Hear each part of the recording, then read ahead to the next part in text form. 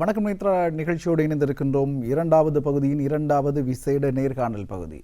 உலகளாவிய ரீதியாக இடம்பெறும் நிகழ்வுகளுடன் தொடர்புபட்டதாக இன்றைய வணக்கம் நேத்ரா நிகழ்ச்சியிலும் பல்வேறு விடயங்கள் குறித்து பேசியிருக்கின்றோம். காலை பொழுதிலும் அது சம்பந்தமான விடயங்களை பேசியிருந்தோம். அதனுடன் தொடர்ச்சியாக என்று எடுத்துக்கொள்ளலாம், அவ்வாறே சொல்லலாம். தொடர்ச்சியாக இப்பொழுது இரண்டாவது விசேட நேர்காணல் பகுதியும் அமையப் போகிறது.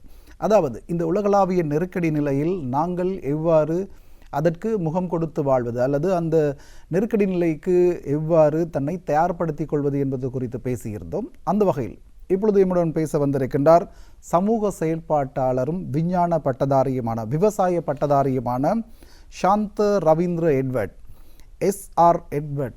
சகோதர மொழியைச் சேர்ந்தாலும் தமிழில் எம்முடன் உரையாடக்கூடிய பல்வேறு விடயங்கள் குறித்து பேசப் போகின்றோம். அதாவது வணக்கம் ஐயா. வணக்கம். ஆமாம், இன்று நாங்கள் காலையில் பேசியிருந்தோம். உலக பொருளாதாரம் இப்பொழுது நெருக்கடி நிலையை எதிர்கொண்டு இருக்கின்றது. உணவு பற்றாக்குறையும் ஏற்படலாம், உணவு நெருக்கடி நிலை ஏற்படலாம் என்று உணவு சுகாதார ஸ்தாபனமும் தெரிவித்திருக்கின்றது. இந்த நிலையில் நாங்கள் இன்று பேசப் போகின்றோம் வீட்டுத் தோட்டம் கூட இந்த பிரச்சனைக்கு ஒரு தீர்வாக இருக்கும் என்று நாங்கள் காலையில் பேசியிருந்தோம். நாங்கள் உங்களிடம் கேட்கின்றோம், ஏன் வீட்டுத் தோட்டம் செய்ய வேண்டும்? இப்போ இந்த விஞ்ஞான ரீதியாக உலகம் மிகவும் முன்னேறி இருக்கு. அப்போ இந்த உலகத்தை பிரித்து வாழ்கிறதுக்கு தான் அவங்க அந்த சக்தி உள்ள நாடுகள் யோசிக்கிறது. அதனால் யுத்தம் வாரது. ஆனால் இதனால் மிகவும் கஷ்டத்தில் விழுவுறது நாகரிகத்தில் வாழ்கிற மக்கள். என்ன, அவங்களுக்கு உணவு இதுகள் தங்களோட தோட்டத்தில் தங்களுக்கு போய் அந்த மார்க்கெட்டில் தான் எல்லாம் வாங்கி வந்து சாப்பிட வேணும். அப்போ இப்படியாந்த ஒரு தடைகள் வரக்குள்ள மிகவும் கஷ்டம். இப்போ இருக்கிற சூழ்நிலையிலையும் அப்படி பார்த்தா இந்த பெட்ரோல் இதெல்லாம் சரியான கியூவில் நிற்குது. அப்போ சாமான் வராது மார்க்கெட்டுக்கு. அப்போ கஷ்டம். அப்போ இது நாகரிகத்தில் வாழ்கிற மக்களுக்கு தான் இந்த சிக்கல். அப்போ நாகரிகத்தில் வாழ்கிற மக்களுக்கு இருக்கிற கொஞ்சம் இடத்துல வீட்டு தோட்டம் ஒன்று சேர்த்து வைத்திருக்கிறது மிகவும் நல்லது. நான் உலகத்தில் சைனா தவிர 50 நாடுகளுக்கு போயிருக்கிறேன். அந்த நேரம் நான் கிராம வசதியிலையும் போய் பார்த்துருக்குறேன். முன்னேறின நாடுகள் எல்லாம் சோசலிஸ்ட் நாடுகள், Cuba, Soviet Russia, north Korea எல்லாம். அந்த நாடுகள்லேயும் இந்த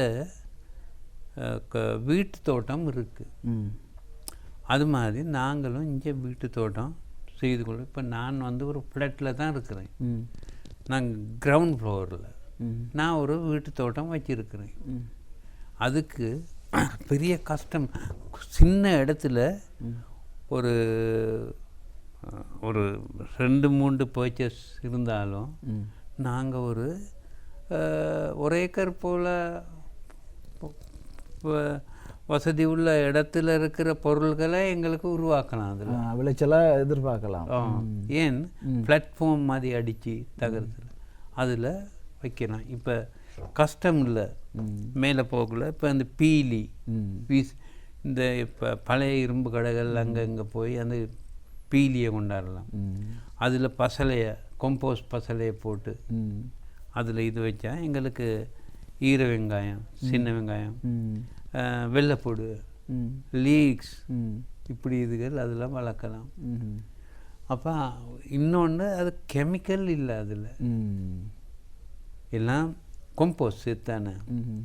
அதே போல் இந்த அந்த அந்த இஸ்லாம் படை வீசுறது, அதை கொண்டாந்தா வெட்டி அதில் பசலையை போட்டு அதில் இந்த இதுகள் இந்த அந்த நிவித்தி, கொச்சிக்காய் அப்படி இதுகளை வளர்க்கலாம்.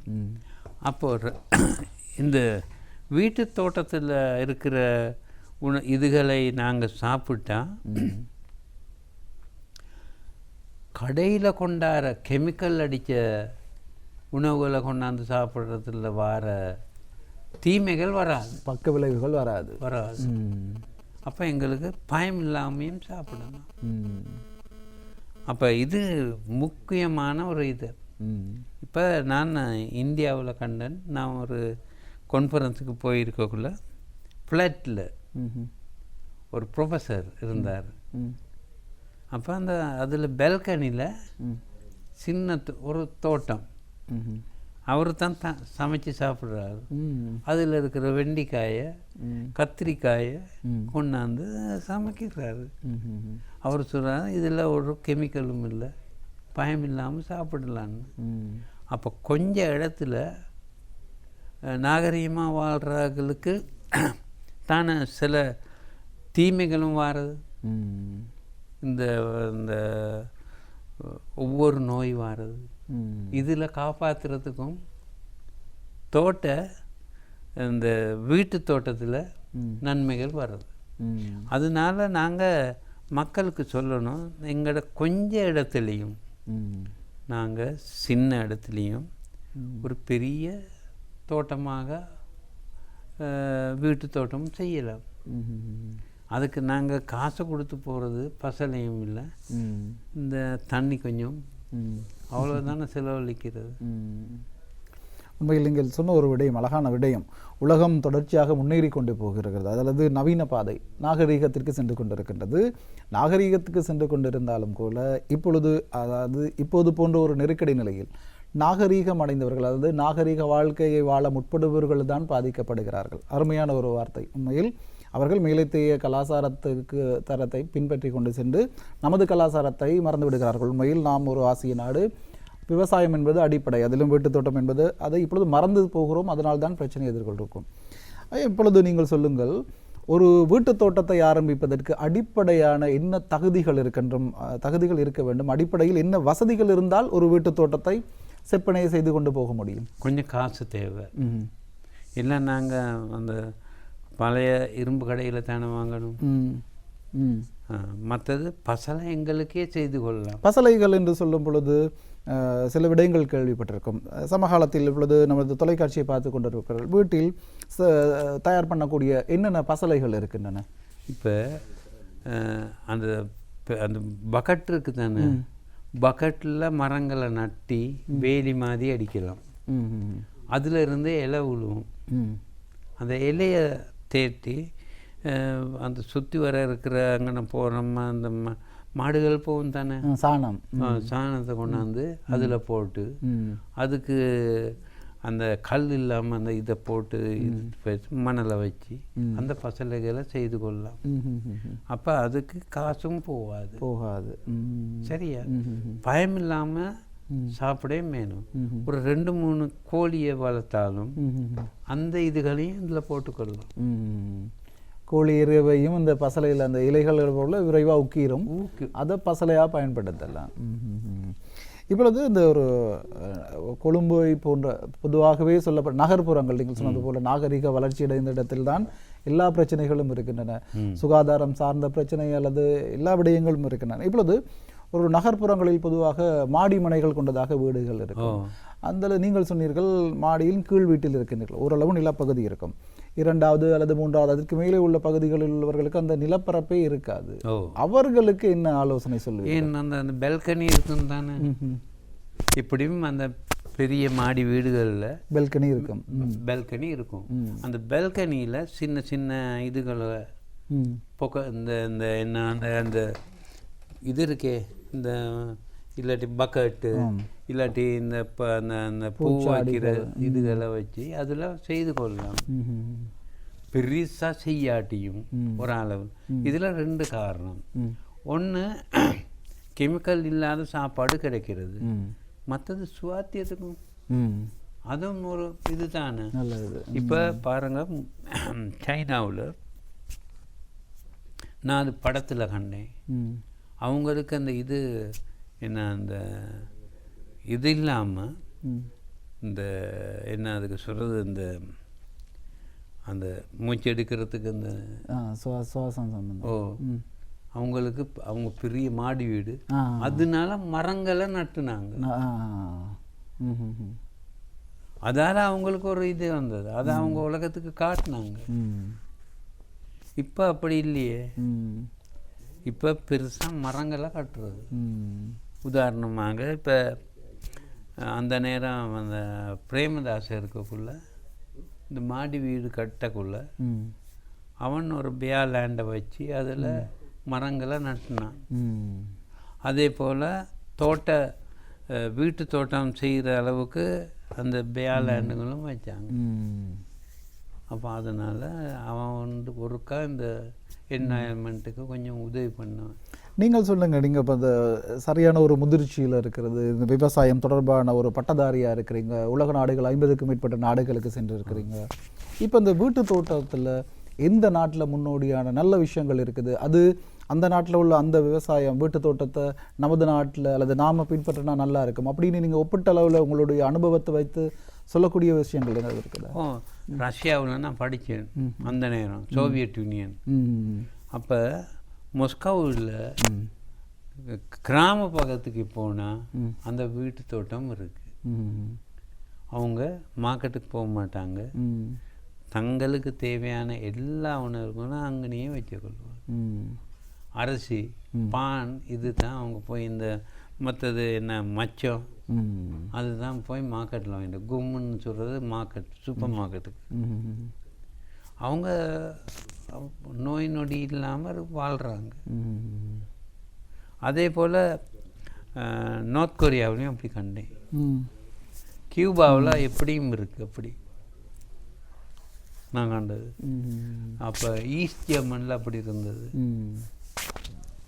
அவங்க முக்கியம் சுகாதாரத்துக்கு தான் முக்கியமான இது படுத்தாங்க. பெரிய லேண்ட் இருந்தாலும் ஃபார்மும் இருக்குது, அது மார்க்கெட்டுக்கு போகிறது நாகரிகத்துக்கு தான் கொண்டு போவாங்க. ஆனால் அந்த நாடுகள், நான் போன நாடுகளில் இந்த கெமிக்கல் குறைவு, எல்லாம் கம்போஸ்ட்.